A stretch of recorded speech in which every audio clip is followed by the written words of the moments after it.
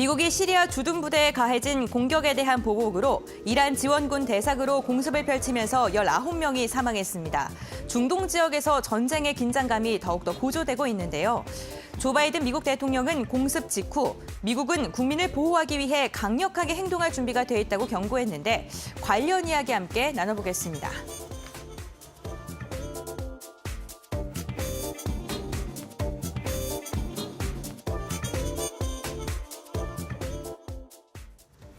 네, 긴장감이 고조되고 있는 시리아 지역의 기사를 가지고 왔습니다.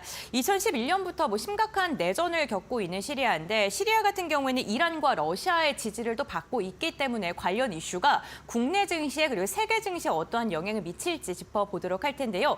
이영재 전문가님의 의견부터 한번 들어보겠습니다. 사실 시리아 내전도 내전이고 내전이 있다 보니까 미국에도 지금 주둔하고 있는 상황이고 러시아 아까 말씀하셨던 것처럼 러시아의 지지도 받고 있는 상황이기 때문에 지금 시리아 내부에서 지금 싸움이 일어나고 있는 상황이거든요.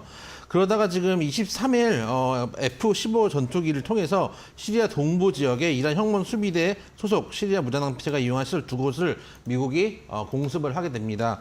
그걸 통해 가지고 한 19명 정도 사망을 했습니다. 사실 이 전날에 미국에 따르면은 시리아 북동부 하사카 인근 연합군 기지 시설물에서 작품 무인기의 공격을 받았다라고 이야기가 되고 그에 따른 보복으로 이제 공습을 펼쳐서 19명 정도 사망을 했다라는 뉴스가 주말 중에 전해졌습니다. 주말 중에 제가 가장 이제 관심 있게 봤던 뉴스 중에 하나가 이거고 하나가 이제 도이치뱅크 사건이었는데 도이치뱅크 사건은 일단은 숄츠 총리하고 22에서 나서면서 조금 수습이 된 모습인데 저는 지금 제일 우려하는 것 중에 하나가 미국 같은 경우에 이제 대선이 얼마 안 남거나 지지율이 떨어지게 되면은 대외적인 악재, 대외적인 전쟁 리스크를 통해 가지고 국내를 결핍시키는 경우들이 많이 있었거든요. 그런 측면에서 사실 제가 우려하는 것 중에 하나는 대만 쪽도 보고 있고 또 중동 쪽도 보고 있는데 중동 쪽에서 먼저 이슈가 터지고 있는 모습이라서 이게 향후 어떻게 흘러갈지 우리가 조금 전망해 볼 필요가 있다.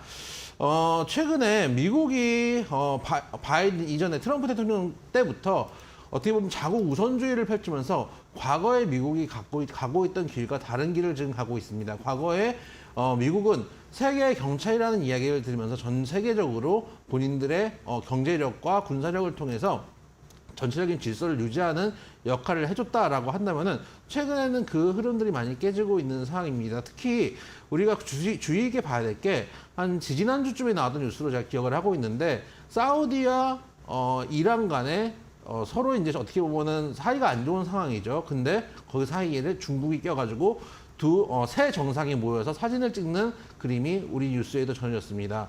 이걸 보면서 미국이 어떤 생각을 할까를 좀 생각을 해볼 필요가 있습니다. 사실은 그 모습에서 원래 가운데에 있어야 될 건 중국이 아니라 미국이어야 될 수도 있습니다. 근데 중국이 양측을 화해 무드로 이끌었다는데 미국은 상당한 압박감을 느낄 수 있을지도 모릅니다. 왜냐하면 현재 미국의 경제력에서 가장 큰 축을 담당하는 것은 제가 전에도 말씀드렸지만 미국의 최대 수출품은 달러입니다. 달러를 세계에 유통시키면서 어떻게 보면은 계속되는 무역 적자를 견뎌오고 있는 것도 맞거든요. 무역 적자가 일어날수록 세계의 달러가 풀리게 되겠죠. 그렇기 때문에 미국의 경제축을 가장 크게 담당하는 것 중에 하나가 페트롤 달러라고 볼 수 있습니다. 유가를 살 때는, 원유를 살 때는 항상 달러로 결제하게 되는 페트롤 달러가 미국의 기축 통화를 유지할 수 있는 큰 힘인데 이란과 사우디 사이에 중국이 껴들고 있는 상황이고 과거에 바이든 대통령이 사우디에 갔을 때보다 중국 시진핑이 사우디를 방문했을 때 훨씬 더 극진하게 대접을 해줍니다.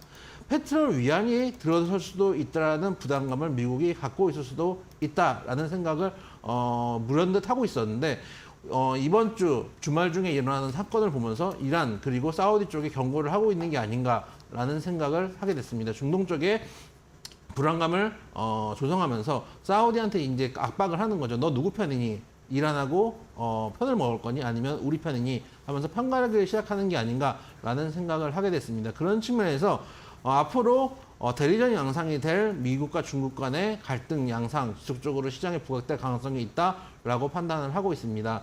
대표적인 예로 우크라이나 전쟁도 서방과 러시아와의 대리전 양상을 띠고 있다라고 볼 수도 있고 만약에 중동이 아니라 대만 쪽에 전쟁 리스크가 벌어졌으면은 제가 가장 우려하는 사태 일본과 우리나라가 미국 대신 대만에 방어를 나서야 될 수도 있습니다.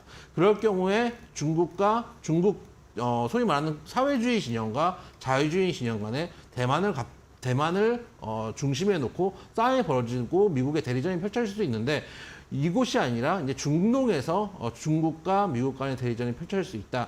국제적인 양상으로 새싸움이 벌어질 수 있다는 측면에서 우리가 이 뉴스도 주의 있게 볼 필요가 있다라는 말씀을 드려보면서 관련된 섹터로는 역시 미중 무역 분쟁 관련주 한때 움직였던 히토류 관련주들 오늘 물론 아까 이제 앵커님이 전해준 것처럼 히토류 증산에 대한 기대감도 있겠지만 저는 그것보다 오히려 지금 이 리스크, 이란발, 시리아발 리스크에 속해져 있는 그 안에 들어가 있는 미국과 중국 간의 정치적 역학관계에 따라서 히토류 관련주들이 같이 움직이는 게 아닌가라는 생각들 하고 있습니다. 그런 측면에서 히토류 관련주들 우리가 한번 관련주들 살펴보자라는 말씀도 드려보도록 하겠습니다. 네, 오히려 이번에 시리아의 사태를 미중 무역 분쟁까지도 좀 연관을 해서 이야기를 해주셨는데요. 아무래도 사우디가 중국의 중재로 인해서 중동과 좀 7년 만에 외교 관계를 합의했다라는 소식이 들려오던 게 좀 미국의 심기를 거스른 게 아니냐 이렇게까지 좀 분석을 해주셨습니다. 그다음 이에 대응해서 주식어 입문님께서도 좀 동일하게 생각하시는지 한번 의견 한번 들어보겠습니다.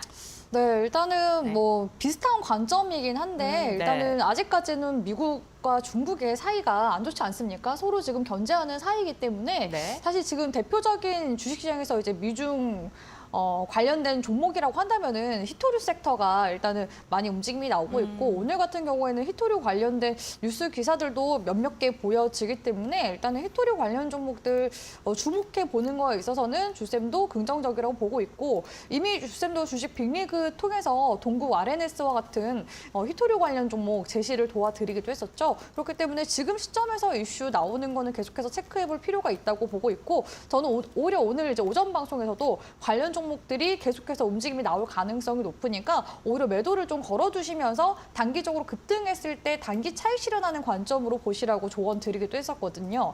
일단 히토류 같은 경우에는 사실 이 전자제품뿐만 아니라 그 첨단 무기 또 미래 기술에도 필수적이기 때문에 히토류 공급망을 안정적으로 이제 유지를 하는 게 또 미국과 중국 모두에 있어서 점점 중요해지고 있는 시점이라고 볼 수가 있겠습니다. 이 히토류 같은 경우에는 사실 채굴과 재련 과정에서 환경 오염 물질을 대량으로 이제 발생을 시키기 때문에 선진국 쪽에서는 생산을 기피해 왔었거든요.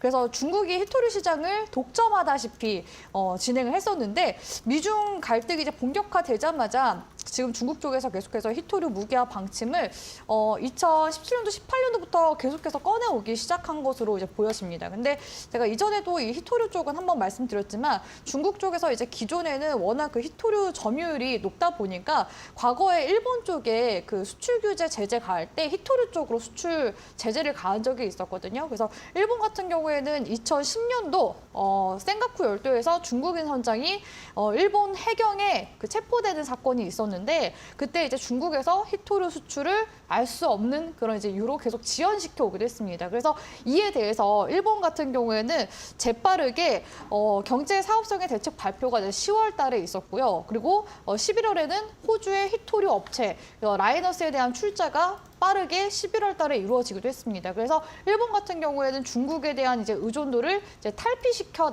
나간 데 이제 성공한 사례라고 볼 수가 있거든요. 그리고 지금 현재 뭐 호주뿐만 아니라 다른 이제 각국의 히토류가 나오는 그런 이제 국가에서도 히토류를 국유화하기 위한 움직임이 강화가 되고 있는 시점이기 때문에 지금 중국에서도 어떻게 보면은 지금 좀 급한 상황이라고 볼 수가 있을 것 같습니다. 그래서 지금 중국의 히토류 점유율이 50%까지 많이 줄어든 상황이거든요. 그렇기 때문에 지금 시점에서는 아무래도 이제 히토류 이제 수요 자체가 워낙 지금 큰 시기이다 보니까 이러한 이제 움직임 속에서 관련 종목들 움직임도 주목해볼 만하다라고 말씀드릴 수 있을 것 같습니다.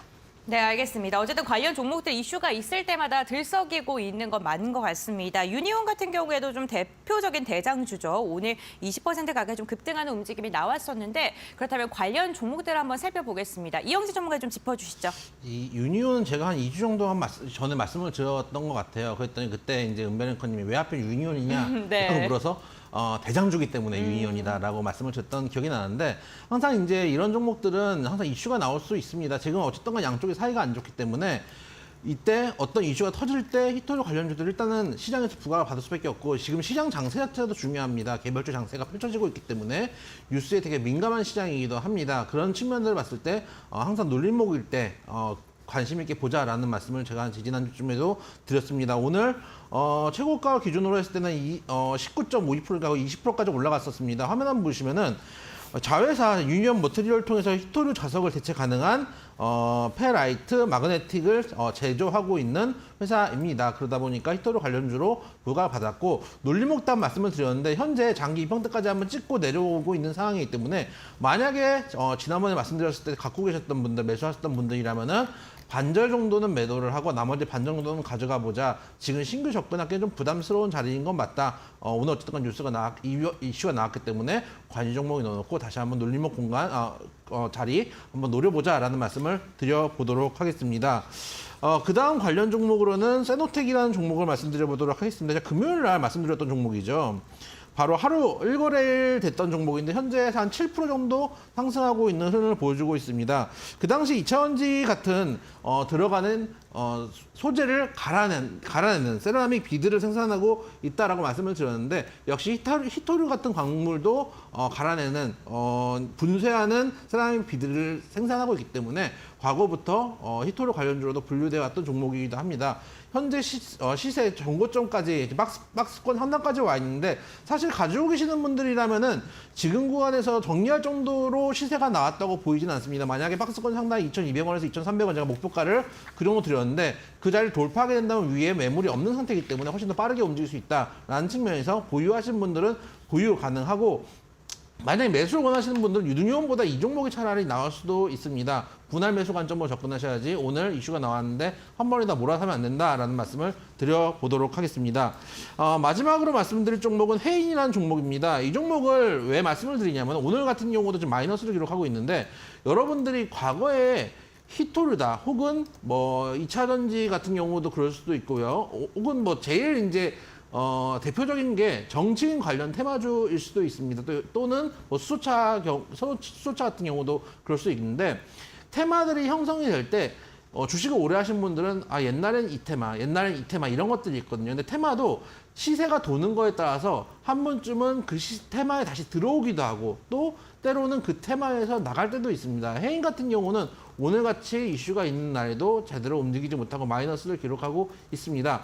물론 이 종목이 어쨌든 과거에 우크라이나 관련 히토류 관련 테마로도 엮여 있었고 자회사인 해인 자원을 통해서 히토류 개발 사업을 추진하고 있는 회사이기 때문에 히토류도 관련되어 있는 종목이기도 하고 또 최근에는 우크라이나 재건 관련된 종목으로도 엮여 있는 종목이기 때문에 얌수경자물로도 볼 수 있는 종목입니다. 그래서 꼭 히토류 테마뿐만 아니라 우크라이나까지 보면서 조금 길게 보고 가실 분들은 해인 같은 종목들도 나쁘지 않다. 다만 화면 보시면은 지금 한 6,000원대에서 지지는 주고 있지만 장기 입형대를 조금 벗어났기 때문에 차라리 지금보다 한 6,500원 정도 올라온 다음에 추세를 조금 회복한 다음에 사보는 건 어떤가라는 측면에서 역시 관심 종목에 넣어놓고 볼만한 종목이지만 오히려 추세를 조금 더 끌어올린 다음에 진입하는 게 어떤가라는 말씀도 같이 드려보도록 하겠습니다.